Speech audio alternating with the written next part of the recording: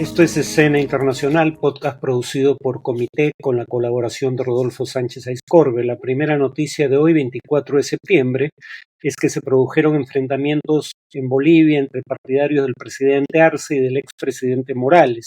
Esto durante la llamada Marcha para Liberar Bolivia, que lidera Evo Morales y que partiendo de la localidad de Caracollo, en Oruro, se dirigía hacia La Paz. Durante su paso por el Alto se produjeron estos enfrentamientos con al menos 8 heridos y finalmente la marcha ingresó a La Paz después de 7 días de iniciada. Eh, Buena parte de lo que está en discusión es quién controla el partido oficial, Movimiento al Socialismo, y probablemente quién será el candidato de ese partido en las elecciones presidenciales de agosto de 2025, aunque solo Evo Morales ha anunciado su intención de postular, pero precisamente ese es el problema. Su candidatura ha sido inhabilitada por el Tribunal Constitucional Plurinacional, tema al que me referiré en otro podcast, y uno de los propósitos de la marcha es conseguir que se le permita participar. Acá no han escatimado adjetivos los contendientes. El presidente Luis Arce dice que la intención de la marcha es provocar un golpe de Estado contra su gobierno. Morales, por otro lado, acusa al gobierno de querer buscar su apresamiento o incluso de querer asesinarlo. Otro objetivo de la marcha es que el gobierno resuelva la crisis económica. El segundo tema es que Irán dice estar listo a reiniciar las negociaciones para retomar el pacto nuclear que tenía con 6 potencias.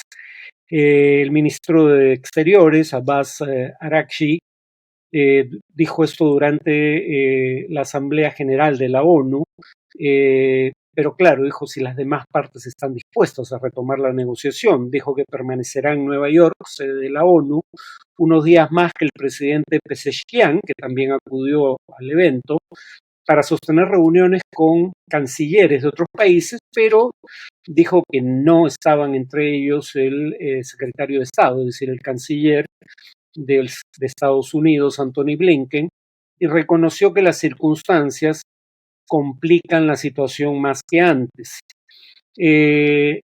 Pezeshkian, el presidente iraní, dice estar dispuesto a mejorar las relaciones con Occidente desde que tomó posesión en julio pasado, pero que no tolerará abusos. El problema con esto es que no es el Ejecutivo quien decide en última instancia en estos temas, sino el Consejo de Jurisconsultos presidido por el gran ayatollah Ali Khamenei.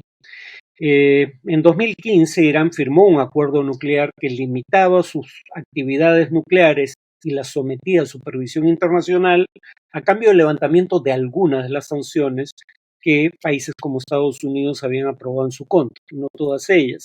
Pero Estados Unidos durante el gobierno de Trump abandonó unilateralmente el acuerdo en 2018 y desde entonces Irán ha aumentado sus actividades nucleares, ahora sin supervisión permanente de la Agencia Internacional de Energía Atómica.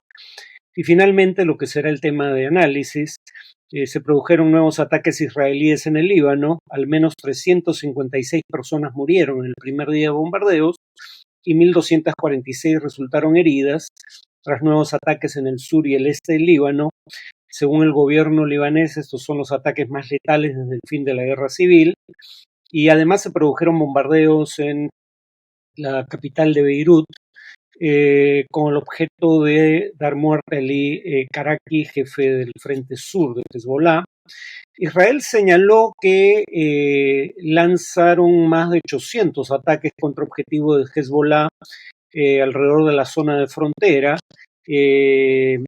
habiendo instado previamente el propio Benjamín Netanyahu a la población civil a evacuar la región. Israel sostiene que se está preparando para nuevas fases en este enfrentamiento, y Estados Unidos anunció que está enviando tropas adicionales a Oriente Medio a reforzar las que ya están presentes en la región, y el secretario de Defensa Lloyd Austin habló con su par israelí Yoav Gallant pidiendo un cese al fuego y una reducción de las tensiones. Sobre este tema, habría que recordar que todo esto comienza cuando el jefe de Hezbollah, Hassan Nasrallah, le pide a sus militantes que dejen de usar teléfonos celulares para comunicarse entre sí, porque estos podían ser objeto de seguimiento, o sea, para espionaje, pero también para identificar blancos potenciales de ataques israelíes. Y aquí es donde se les sugiere utilizar beepers que por no estar conectados a Internet eran más difíciles de penetrar, pero Israel logró, digamos, introducirse en la cadena de suministros y colocar explosivos en estos beepers, además de detonadores. El ex jefe de la CIA y ex secretario de Defensa estadounidense, León Panetta, calificó sin ambajes esto como un ataque terrorista. El alto comisionado de Naciones Unidas para los Derechos Humanos dijo algo similar en los siguientes términos: atacar simultáneamente a miles de personas sin saber si son civiles o miembros de grupos armados, sin saber quién tenía los artefactos, su ubicación y entorno durante los ataques, viola el derecho internacional. El director de Human Rights Watch para Medio Oriente y el África del Norte dijo que el derecho internacional humanitario prohíbe trampas explosivas que pueden atraer civiles o estar asociadas a uso civil, como es el caso de un beeper. Ahora bien, por otro lado, no es la primera vez que Israel usa este medio de acción. No ha negado, dicho sea de paso, su participación, aunque tampoco lo ha admitido públicamente. Es difícil creer que alguien más tenga la capacidad y la motivación para hacer algo así. En 1996, por ejemplo, dio muerte a Yahya Ayash de Hamas, un dirigente de Hamas, a través de la colocación de explosivos en su teléfono móvil. Y en el caso específico de Hezbollah, en 2008 Israel ya había colocado explosivos, en ese caso en el vehículo en el que se movilizaba el jefe militar de Hezbollah, Imad Mughniyeh. Claro que nunca había hecho algo en esta dimensión, y aunque es comprensible que lo ocurrido con los beepers no fuera previsto por Hezbollah, lo que es una falla de inteligencia ostensible por parte de Hezbollah es que al día siguiente continuaron usando otros instrumentos que no se conectan a Internet, como walkie-talkies, que también habían sido interceptados y se les había colocado explosivos y estallaron al día siguiente, provocando más muertes, entre ellas de civiles, y centenares de heridos adicionales. Esto es francamente incomprensible. Y claro, lo dicho en torno al derecho internacional humanitario en la materia es que esto es considerado un ataque indiscriminado, porque incluso si se tratara de miembros de Hezbollah, habría que recordar que Hezbollah es una fuerza militar, un partido político, una fuente de servicios sociales y es parte del gobierno del Líbano. Entonces, digamos, estar afiliado o tener vínculos con Hezbollah no implica que uno sea un terrorista. Perfectamente podría tratarse de una enfermera o de un profesor. Y repito, estos son bienes de uso civil, los beepers, entonces ha habido niños que murieron al manipularlos. Ahora, ¿qué efectos puede tener esto sobre la capacidad de respuesta de Hezbollah? Precisamente porque Israel tiene un servicio de inteligencia capaz de identificar y dar muerte a líderes tanto de Hezbollah como de Hamas, cosa que ha hecho en el actual enfrentamiento y en el pasado, es que probablemente el dar muerte a comandantes de Hezbollah no tenga la importancia que pudiera parecer, porque aquí no estamos hablando necesariamente de un ejército con jerarquías claramente establecidas, precisamente porque sabes que tu rival tiene la capacidad de ocasionalmente dar muerte a alguno de tus dirigentes militares. La estructura de mando es bastante menos jerárquica. Digamos, los mandos medios o mandos, digamos, de bajo nivel tienen capacidad de iniciativa y comando operacional a veces, precisamente, o sea, en otras palabras, la estructura de mando está descentralizada, precisamente previendo la posibilidad, como ya ha ocurrido en el pasado, de que los jefes sean asesinados.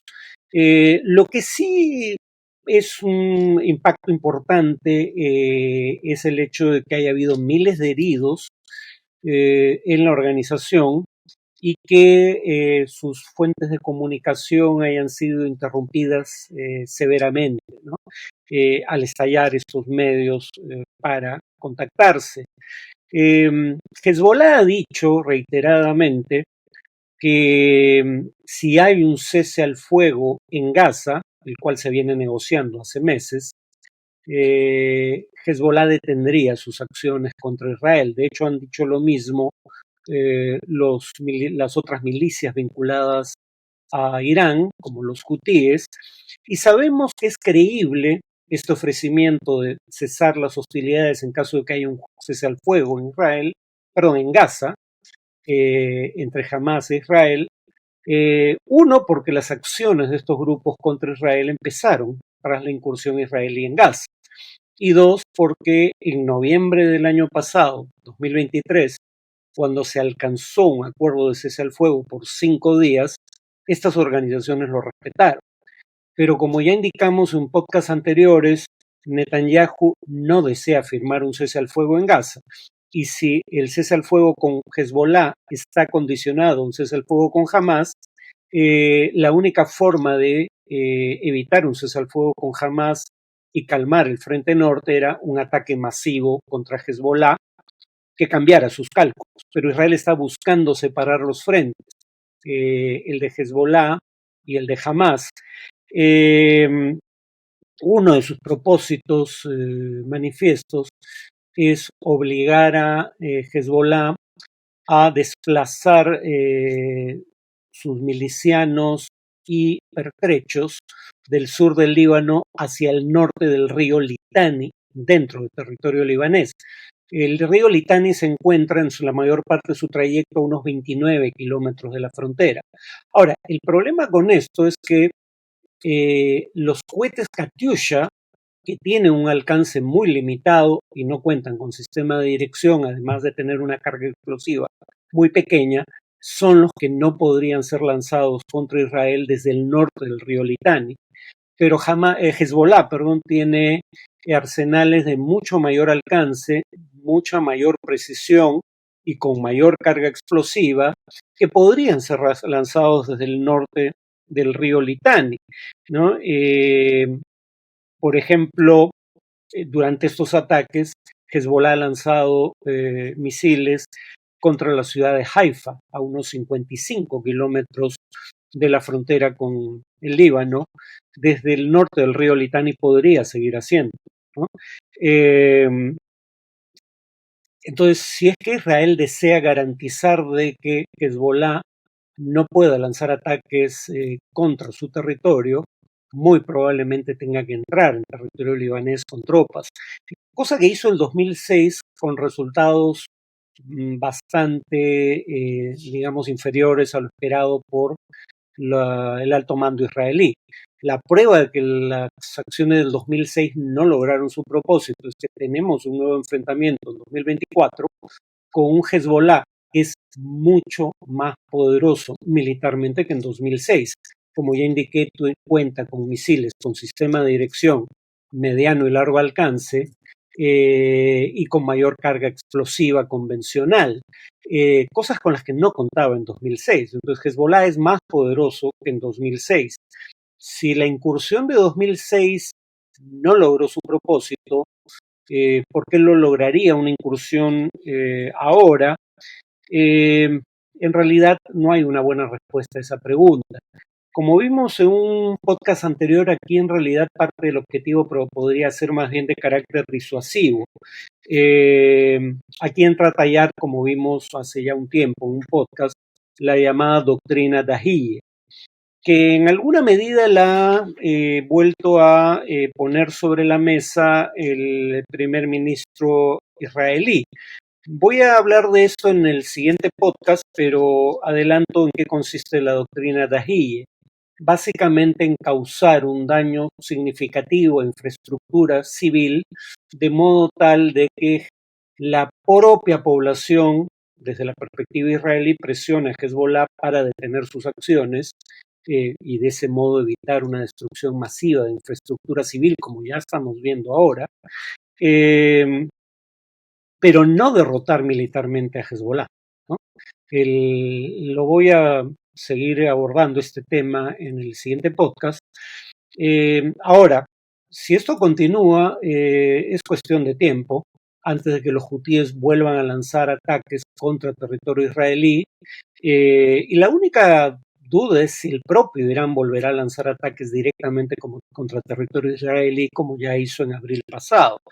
Algunos creen que no se va a atrever porque precisamente Irán utiliza aliados en la región para atacar a sus enemigos, sabiendo que es militarmente bastante inferior en capacidades tanto a Israel como a Estados Unidos.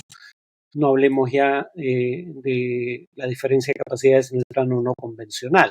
Estados Unidos e Israel tienen armas nucleares, Irán no. Y además Irán no solo es bastante inferior militarmente a Israel, sino que probablemente no busque, como todo parece indicar y como ya ocurrió en abril, un enfrentamiento directo con Estados Unidos. Bueno, volveré a este tema en el siguiente podcast. Eso es todo por hoy.